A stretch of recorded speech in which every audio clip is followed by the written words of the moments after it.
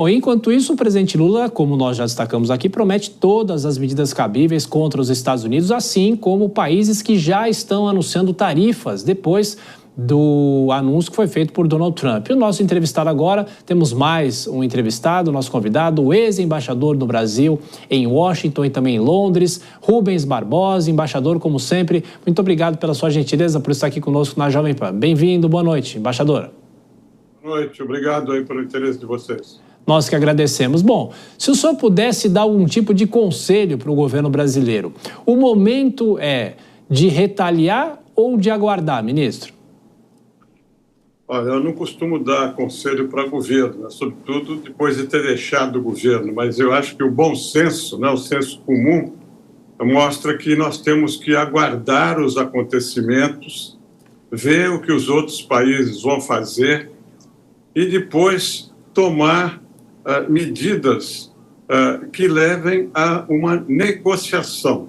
Eu acho que seria errado, nesse momento, a gente cogitar de retaliar, porque nós não sabemos o alcance das reações que vão haver no mundo, não é? A China, a União Europeia, o Canadá, o México estão dizendo que vão retaliar, mas não fizeram nada até agora. Então, eu acho que a melhor posição é de cautela, de pragmatismo. Vamos aguardar a reação dos outros e ver como podemos defender melhor o interesse das empresas, da indústria e do governo brasileiro.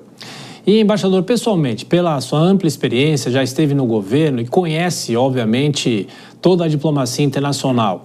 De uma certa maneira, esse tarifaço surpreende o senhor? É uma surpresa? Porque a imprensa e muitos analistas estão falando que o presidente americano Donald Trump toma uma decisão, mas o mundo não é mais o mesmo do século XIX, não é mais o mesmo dos anos 80, dos anos 90. O senhor concorda com essas avaliações ou é algo que está sendo amplificado por não se ter ainda a dimensão do que vai acontecer? Olha, eu acho que o que o Trump fez era esperado, porque ele anunciou isso, né? Ele, na campanha, falou muito disso, depois de eleito ele voltou a falar, no discurso de posse ele falou. Então, ele está anunciando isso. Quer dizer, quem não acreditava nisso se enganou, porque os indícios eram muito fortes. Agora, os Estados Unidos, na década do século passado, na primeira década e depois em 1930, eles já tomaram essa políticas semelhantes, entendeu? De se fechar, de impor tarifas aos seus parceiros comerciais e pagaram um preço, porque houve recessão, o mundo entrou em recessão. Agora, o que chamou a atenção ontem no discurso do Trump foi a leitura que ele faz segundo a qual os Estados Unidos, nessas últimas décadas, foi expoliado, foi explorado pelo mundo inteiro, por países amigos e países adversários. Quer dizer, essa era a retórica, né, nos países em desenvolvimento da esquerda, né, da esquerda em todos os países que julgavam que o imperialismo, que os Estados Unidos estavam expoliando o país e a economia desses países. Então, isso foi a coisa mais curiosa, né, que eu notei no discurso dele. Ele inverteu a coisa e coloca os Estados Unidos como vítima, né, como país roubado, como ele falou, pelos seus aliados e pelos seus adversários.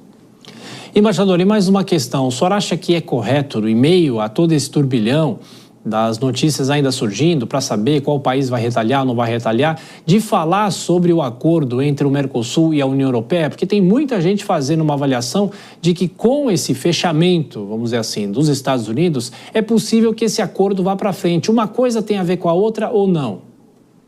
Não, eu defendo, né, a posição há muito tempo que esse acordo ia ser assinado. Por interesses europeus mais até do que brasileiros, porque as cotas da agricultura são pequenas e tal. Mas eu acho, depois dessas medidas do Trump, a minha convicção ficou ainda mais fortalecida porque além dos fatores econômicos, comerciais, até ambientais, né, que estão no acordo, vai prevalecer os interesses geopolíticos. Eu acho que isso é que vai fazer com que a Europa assine esse acordo, porque o acordo já está negociado, está fechado, está faltando uma decisão da Europa para a assinatura e depois a ratificação pelo Conselho da Europa. Eu acho que nós vamos ter esse acordo assinado no segundo semestre, durante a presidência do Brasil, porque, do ponto de vista geopolítico, interessa à União Europeia e interessa ao Brasil de se aproximar e de abrir um canal, né, de comunicação, um canal de transferência, de intercâmbio comercial, separado dessa tensão entre Estados Unidos e China. Quer dizer, é um terceiro caminho que eu acho que nós vamos trilhar e a Europa vai acabar aceitando assinar o acordo. Embaixador Rubens Barbosa, mais uma vez, muito obrigado pela gentileza. Volto sempre à Jovem Pan. Grande abraço, bom descanso. Muito obrigado. Boa noite. Boa noite.